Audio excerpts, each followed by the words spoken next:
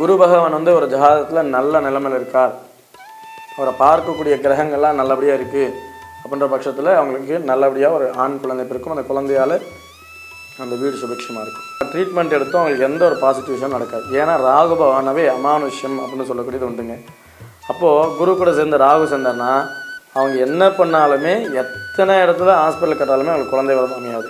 நம்ம அந்த நேரத்தை தவறி சாப்பிட்றது, நேரத்தை தவறி தூங்குறது, இதனால் ஏற்படக்கூடிய விஷயங்கள் என்ன பண்ணுன்னா இந்த ராகு குரு சேர்க்கையினால் இந்த குழந்தை சம்மந்தமான பிரச்சனைகள்லாம் நிறைய சந்தித்து அவங்களுக்கு தான் இருக்கும்.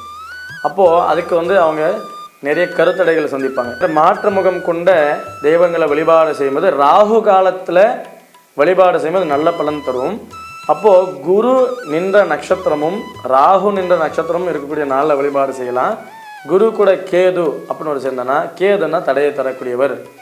சின்ன வயசுல எல்லா விஷயத்தையும் பார்த்து ஆண்டை அனுபவிச்சுட்டு அதுக்கப்புறமா வந்தோம்னா அட போடா அப்படின்னு விரக்தி தரக்கூடியது. இப்போது இந்த மாதிரி விரக்தி தரும்போது என்னன்னா கணவன் மனைவி ஒன்று சேரதுல நிறைய பிரச்சனைகள்.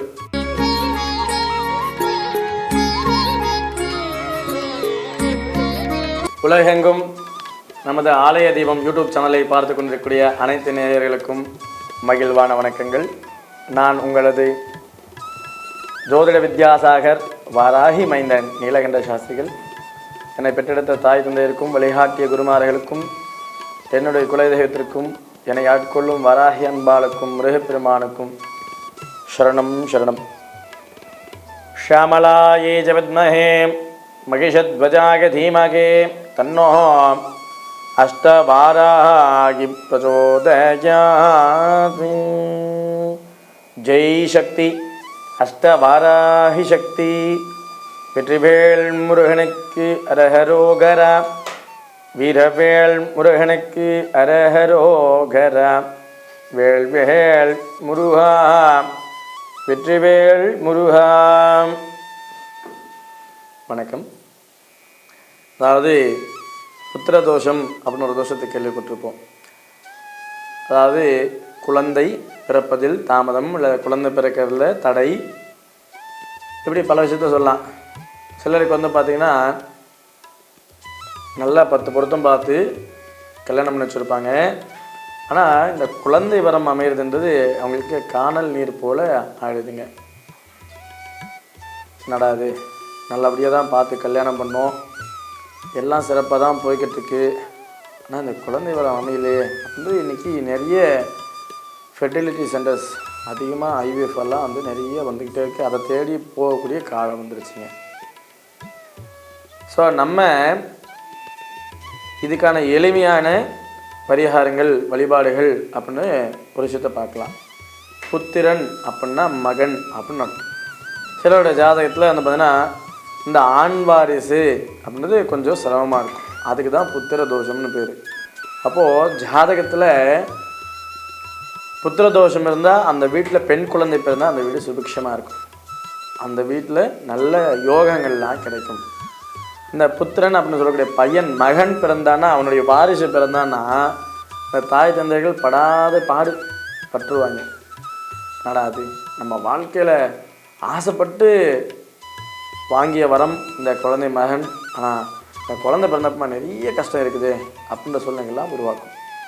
இப்போ இந்த புத்திரக்குரிய காரகன் அப்படின்னு பார்த்தீங்கன்னா குரு பகவான். இந்த குரு பகவான் கூட சேரக்கூடிய கிரகங்களை வச்சு நமக்கு எப்படிப்பட்ட குழந்தை வரம் கிடைக்கும், இல்லை அதுக்கு என்ன வழிபாடுகள் செய்யலாம், ஏன் இந்த ஜாதகத்தில் வந்து சிலருக்கெல்லாம் குழந்தை வரம் அமைய மாட்டேங்குது அப்படிங்கிறது அதுக்கான பரிகாரமும் நம்ம பார்க்கலாம். ஏன்னா சிலர் ஜாதகத்தில் பார்க்கும்போது மாங்கல்ய பொறுத்து வருதான்னு பாருங்கள் அப்படின்னு கேட்டதுக்கப்புறமா இவங்களுக்கு குழந்தை வரம் இருக்கா அப்படின்னு கேட்குறது உண்டு. அந்த காலத்தில் வந்தோம்னா என்ன தோஷம் இருந்தாலும் கண்டிப்பாக குழந்தை வரம் உண்டு. ஆனால் இன்றைக்கி காலப்போக்கு ரொம்ப அட்வான்ஸ் லெவலில் போய்கிட்டதுனால நம்ம என்ன பண்ணுறோம், இந்த குழந்தை வரம் அப்படின்ற விஷயத்தில் வந்து முழு மனசோட நம்ம கான்சன்ட்ரேஷனோட வந்து எதுவும் பண்ணுறதில்ல. அதனால் இந்த ஹாஸ்பிட்டலில் எதுவும் நிறைய அலையும். இப்போ குருவோட இணைந்த கிரகங்கள், குருவை பார்க்கக்கூடிய கிரகங்கள், இதை வச்சு தான் வந்து அவங்களுக்கு குழந்தை எப்படிப்பட்ட விஷயங்கள்லாம் நடக்கப்போகுது, குழந்தை சீக்கிரமாக அமைதா, குழந்தை வந்து ஹாஸ்பிட்டலில் போய் அதனால் வழிபாடு மூலிமா, அதாவது ஹாஸ்பிட்டலில் போய் ட்ரீட்மெண்ட் மூலிமா குழந்தையா, இல்லை வழிபாடின் மூலம் குழந்தையா, சித்த மருத்துவத்தின் மூலம் குழந்தையா, எப்படின்ற விஷயம்லாம் இருக்குங்க. இப்போது குரு பகவான் வந்து ஒரு ஜாதகத்தில் நல்ல நிலைமையில் இருக்கார், அவரை பார்க்கக்கூடிய கிரகங்கள்லாம் நல்லபடியாக இருக்குது அப்படின்ற பட்சத்தில் அவங்களுக்கு நல்லபடியாக ஒரு ஆண் குழந்தை பிறக்கும். அந்த குழந்தையால் அந்த வீடு சுபிக்ஷமாக இருக்கும். இதுவே குரு கூட ராகு பகவான் இணைகிறான்னு வச்சுக்கோங்களேன், அவங்க எப்பயுமே வழக்கத்திற்கு மாறாக தான் எல்லா விஷயம் நடந்துக்கிட்டு இருக்கும். எப்படின்னு பார்த்தீங்கன்னா, நம்ம அந்த காலத்தில் குழந்தை வரம் அப்படின்னாவே இரவு நேரத்தை வந்து ஒதுக்கி இந்த நேரத்தில் வந்து கணவன் மனைவி சேர்ந்தால் நல்லபடியாக குழந்தை பிறக்கும் அப்படின்ற, ஏன்னா பொழுதுனுக்கு வேலைக்கு போய்ட்டு வந்து அந்த மைண்ட் ரிலாக்ஸேஷன் கிடைச்சிக்கப்புறமா அந்த குழந்தை வரம் அமைஞ்சால் நல்லதுன்னு நினச்சாங்க. ஆனால் இன்றைக்கி எல்லாம் நம்ம ஐடி ஃபீல்டு அந்த மாதிரிலாம் நிறைய விஷயத்தை வந்து காலப்போக்கில் மாறி போயிட்டு வழக்கத்திற்கு மாறாக விஷயங்களாக செய்யணும். ராகு பகவானாவே வெளிநாடு வெளி விஷயங்களாக சொல்லுவோம். அப்போது நம்ம வெளிநாட்டுக்காக வேலை செய்யக்கூடாது, காலம் தவறி நம்ம அந்த நேரத்தை தவறி சாப்பிட்றது, நேரத்தை தவறி தூங்குறது, இதனால் ஏற்படக்கூடிய விஷயங்கள் என்ன பண்ணுன்னா இந்த ராகு குரு சேர்க்கையினால் இந்த குழந்தை சம்மந்தமான பிரச்சனைகள்லாம் நிறைய சந்தித்து அவங்க இருக்கதாக இருக்கும். அப்போது அதுக்கு வந்து அவங்க நிறைய கருத்தடைகளை சந்திப்பாங்க. கருத்தடைனா கர்ப்பப்பையில் பிரச்சனை, இதில் வந்து தைராய்டு சார்ந்த பிரச்சனைகள் ஏற்படுறது, கர்ப்ப குழாயில் ஓட்டை இருக்குதுன்னு சொல்லுவாங்க, இல்லை வந்து அந்த நீர்க்கட்டிகள் இருக்குது, பிசிஓடி ப்ராப்ளம் இருக்குது அப்படின்னு சொல்லுவாங்க. இவ்வளோலாம் இருந்தும் கூட வந்து பார்த்திங்கன்னா அவங்க ட்ரீட்மெண்ட் எடுத்தும் அவங்களுக்கு எந்த ஒரு பாசிட்டிவ் விஷயம் நடக்காது. ஏன்னா ராகு பகவானவே அமானுஷ்யம் அப்படின்னு சொல்லக்கூடியது உண்டுங்க. அப்போது குரு கூட சேர்ந்த ராகு சேர்ந்தார்னா அவங்க என்ன பண்ணாலுமே எத்தனை இடத்துல ஹாஸ்பிட்டல் கட்டாலுமே அவங்களுக்கு குழந்தை வரம் அமையாது. ஸோ அப்போது அவங்க என்ன பண்ணலாம், என்ன விஷயத்தை எளிமையாக வந்து பலன் தரக்கூடியதாக இருக்கும் அப்படின்னா, ராகு கேது அப்படின்னாவே மனித உடலும் மிருக முகமும் அப்படின்னு சொல்லுவாங்க. அப்போ மனித உடலும் மிருகமும் இருக்கக்கூடிய வேற்று தெய்வங்களை வழிபாடு செய்யும். மனித முகமில்லாத வேற்று முகம் இருக்கக்கூடிய இறை வழிபாடு, நரசிம்மர் வழிபாடு செய்கிறது, வராகர், வாராகி, அதே மாதிரி பண்ணால் பைரவர், இந்த மாதிரி பிரத்யங்கரா தேவி, இந்த மாதிரி மாற்று முகம் கொண்ட தெய்வங்களை வழிபாடு செய்யும்போது ராகு காலத்தில் வழிபாடு செய்யும்போது நல்ல பலன் தரும். அப்போது குரு நின்ற நட்சத்திரமும் ராகு நின்ற நட்சத்திரமும் இருக்கக்கூடிய நாளில் வழிபாடு செய்யலாம். அப்படி இல்லைன்ற பட்சத்தில் வியாழக்கிழமைனால ராகு காலத்தில் அந்த வேற்றுமுகம் கொண்ட தெய்வங்கள் வழிபாடு செய்கிறது.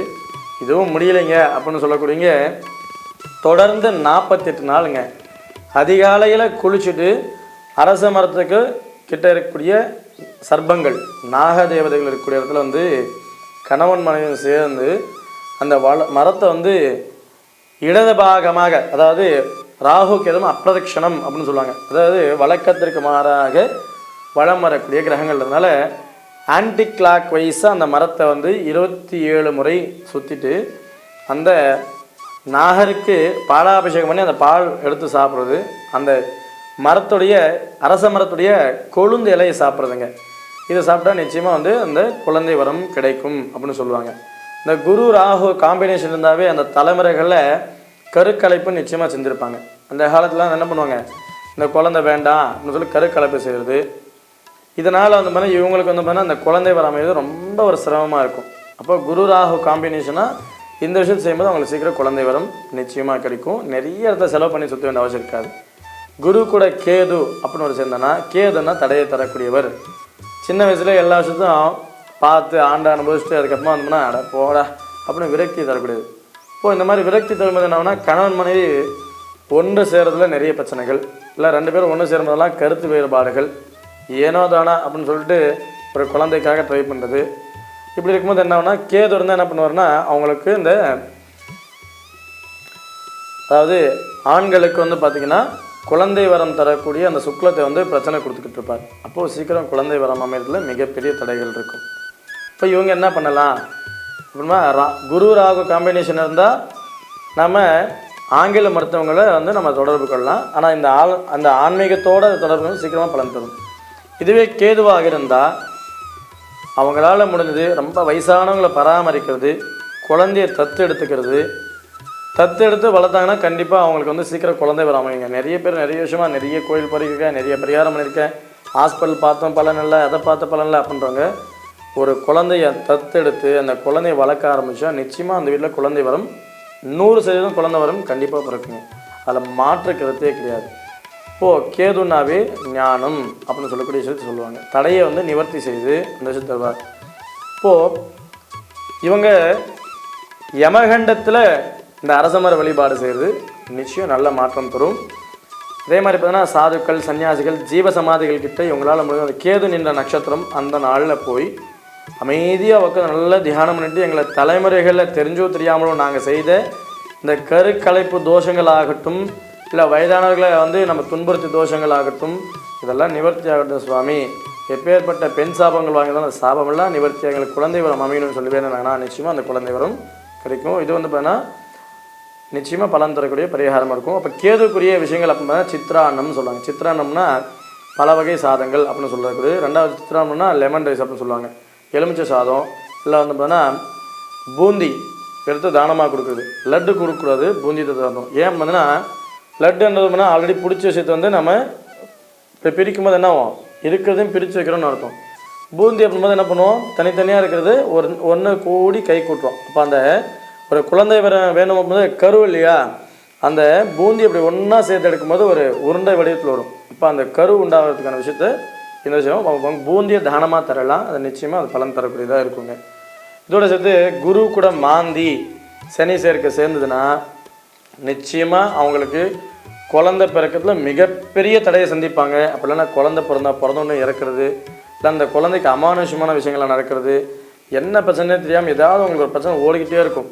இது என்னென்னு பார்த்தீங்கன்னா சனி பகவான் தான் நம்மளோட பூர்வ ஜென்ம கர்மாக்கள்லாம் சொல்லக்கூடிய மூதாதையர்கள், நம்மளோட தலைமுறையாக செய்யக்கூடிய விஷயங்கள் ஆகட்டும்.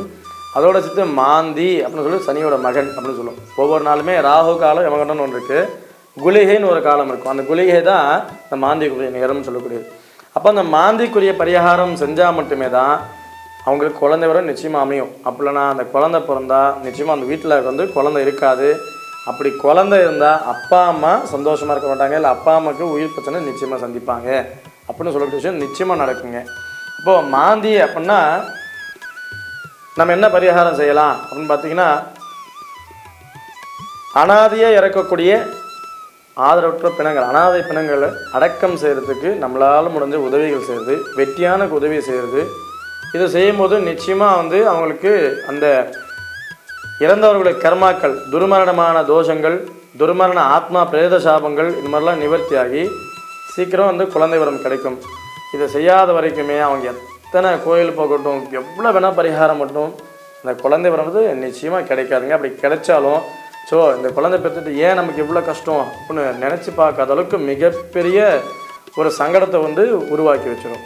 அப்போது என்னதான் குரு பகவான் பலமாக இருந்தாலும் அவர் கூட சேரக்கூடிய கிரகங்கள் சரியாக வலிமையாக இல்லைன்னு வச்சுக்கோங்களேன், குரு பகவானாலும் இதையும் செய்ய முடியாது.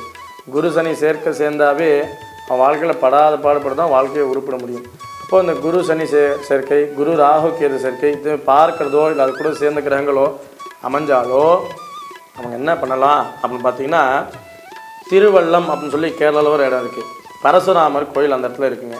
இந்த திருவள்ளம் பரசுராமர் கோயிலில் செய்யக்கூடிய நாராயண பலி பூஜை செஞ்சு மனப்பூர்வமாக வேண்டி அந்த இடத்துல பூஜை செய்யும்போது நிச்சயமாக இவங்களுக்கு அந்த குழந்தை வரத்துக்கான சூழ்நிலை உருவாகும். அப்படி இல்லைன்ற பட்சத்தில் என்னால் அவ்வளோ தூரம் போக முடியலைங்க அப்படின்னு நினைக்கிறவர்கள் அரக்கோணத்தை பக்கத்தில் இருக்கக்கூடிய திருவலங்காடு அந்த இடத்துல இருக்கக்கூடிய மாந்தீஸ்வரர் கோயிலில் அந்த சுவாமிக்குரிய குளிகை நேர பூஜையில் கலந்துக்கலாம். இதுவும் முடியலைன்ற பட்சத்தில் கும்பகோணத்து பக்கத்தில் இருக்கக்கூடிய நாச்சியார் கோயில் பக்கத்தில் இருக்கக்கூடிய திருநறையூர் மங்கள சனி பகவான் கோயிலில் அந்த இடத்துல பார்த்திங்கன்னா இந்த குளிகை மாந்திக்குரிய பரிகார பூஜை செய்வாங்க. அந்த பூஜையில் கலந்துக்கிட்டு அந்த சுவாமி ஆத்மார்த்தமாக வேண்டி நம்ம இந்த வழிபாடு செய்யும்போது நிச்சயமாக அந்த குழந்தை வரம் உண்டுங்க.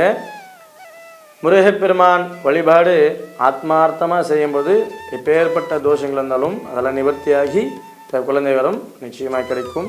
இந்த மாதிரி மேலும் எளிமையான பரிகாரங்கள், செலவில்லா பரிகாரங்கள் தெரிஞ்சுக்கிறதுக்கு நம்மளுடைய ஆலய தீபம் யூடியூப் சேனலை சப்ஸ்கிரைப் பண்ணிக்கோங்க.